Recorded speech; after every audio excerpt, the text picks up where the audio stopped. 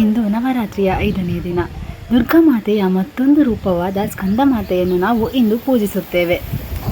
ಹಿಂದೆ ತಾರಕಾಸುರ ಎಂಬ ಒಬ್ಬ ರಾಕ್ಷಸನಿರ್ತಾನೆ. ಅವನು ಬ್ರಹ್ಮನಿಂದ ಒಂದು ವರವನ್ನು ಪಡೆದಿರ್ತಾನೆ. ಅದೇನಂತ ಅಂದರೆ, ನನಗೆ ಸಾವು ಬರೋದಾದರೆ ಶಿವನ ಮಗನಿಂದ ಮಾತ್ರ ಬರಲಿ ಎಂಬ ಒಂದು ವರವನ್ನು ಅವನು ಪಡೆದಿರ್ತಾನೆ. ಅವನು ಯಾಕೆ ಆ ವರವನ್ನು ಕೇಳ್ಕೊತಾನೆ ಅಂದರೆ, ಆ ಸಂದರ್ಭದಲ್ಲಿ ಶಿವ ಗಾಢ ತಪಸ್ಸಲ್ಲಿದ್ದ ಕಾರಣ ಇದು ನೆರವೇರಲ್ಲ ಎಂಬುದು ಅವನ ನಂಬಿಕೆಯಾಗಿತ್ತು. ಆದರೆ ದೇವಿ ಮತ್ತೊಮ್ಮೆ ಕಠಿಣ ತಪಸ್ಸನ್ನು ಮಾಡಿ ಶಿವನನ್ನು ಒಡಿಸಿ ಮದುವೆಯಾಗಿ ಕಾರ್ತಿಕೇಯನಿಗೆ ಜನನವನ್ನು ನೀಡ್ತಾರೆ. ಸ್ಕಂದ ಎಂದರೆ ಕಾರ್ತಿಕೇಯ ಎಂಬ ಅರ್ಥವನ್ನು ನೀಡುತ್ತದೆ. ಇಲ್ಲಿ ತಾರಕಾಸುರ ದೇವತೆಗಳಿಗೆ ಕಷ್ಟಗಳನ್ನು ಕೊಡ್ತಾ ಇರ್ತಾನೆ. ಹಾಗಾಗಿ ಈ ಕಾರ್ತಿಕೇಯನಿಗೆ ಎಲ್ಲ ದೇವತೆಗಳು ತಮ್ಮಲ್ಲಿರುವ ಶಕ್ತಿಗಳನ್ನು ಎರೆದು ಕಾರ್ತಿಕೇಯನನ್ನು ಬಲಿಷ್ಠ ಯೋಧನನ್ನಾಗಿ ಸಿದ್ಧಪಡಿಸ್ತಾರೆ.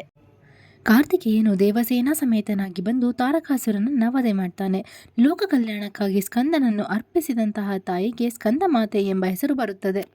ತಾಯಿಯ ಶಕ್ತಿ ಮತ್ತು ಪ್ರೀತಿಗೆ ಗೌರವವನ್ನು ಸಲ್ಲಿಸಲು ಸ್ಕಂದಮಾತಾ ದೇವಿಯನ್ನು ಆರಾಧಿಸಲಾಗುತ್ತದೆ. ಜ್ಞಾನ, ಯಶಸ್ಸು ಮತ್ತು ಆಧ್ಯಾತ್ಮಿಕ ಬೆಳವಣಿಗೆಗಾಗಿ ಹಾಗೂ ನಾವು ನಮ್ಮ ಸ್ವಂತ ತಾಯಿಗೆ ಗೌರವವನ್ನು ನೀಡಲು ಕೂಡ ಈ ಸ್ಕಂದಮಾತೆಯನ್ನು ಪೂಜಿಸುವ ಪದ್ಧತಿ ಇದೆ. ಎಲ್ಲರಿಗೂ ಶರನ್ನವರಾತ್ರಿಯ 5ನೇ ದಿನದ ಶುಭಾಶಯಗಳು.